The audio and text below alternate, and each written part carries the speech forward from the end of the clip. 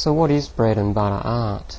Well, this is the artwork that you create that you know will bring in a steady flow of sales. The key features of bread and butter art is that it's art that you can create quickly and art that you are happy to sell at a lower price. Preferably you'll sell it at a price somewhere between $40 and $50, because it's known that at around this price point people are still very much likely to make impulse buys.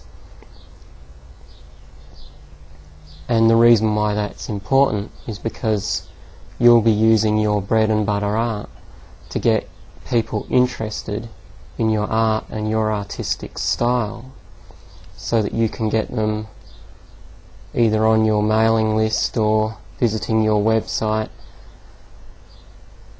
so that you can then later on refer them to your more expensive art for their consideration. From the artist's point of view, the purpose of bread and butter art is to create a consistent monthly income stream that you can rely on to pay at the very least all of your artistic expenses, such as art materials and those kinds of things. But hopefully you also want to make a bit of a profit, so you can start making some inroads into paying for your living expenses as well. Bear in mind that your bread and butter art is not going to be your only income stream, but at the very least it's going to be a regular and consistent stream that you can rely on. So to get started, what you need to do is set a goal for how many paintings a month you feel you can complete comfortably, while still having plenty of time left for creating, say, larger paintings or pursuing other creative pursuits that might lead to bigger income streams. For me personally, I've set a target of 4 paintings per month, because I know that I can complete one painting in as little as 1 day, and sometimes that'll go over into 2 days. So for my plan, I usually plan to paint on the weekends.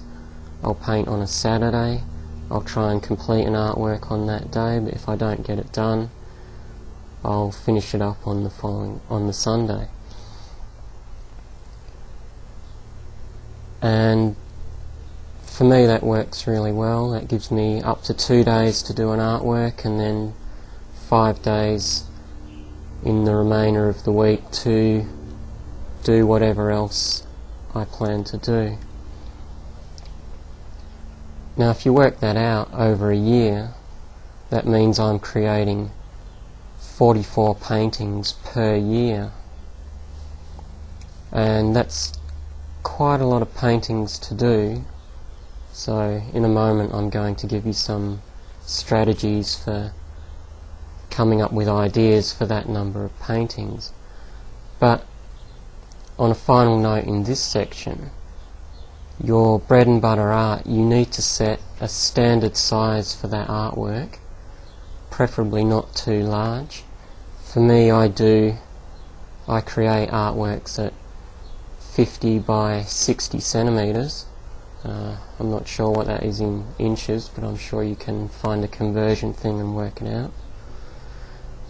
Sometimes I'll work a bit smaller, say 50 by 40 centimeters, or I'll work on a longer canvas that is not quite as tall, say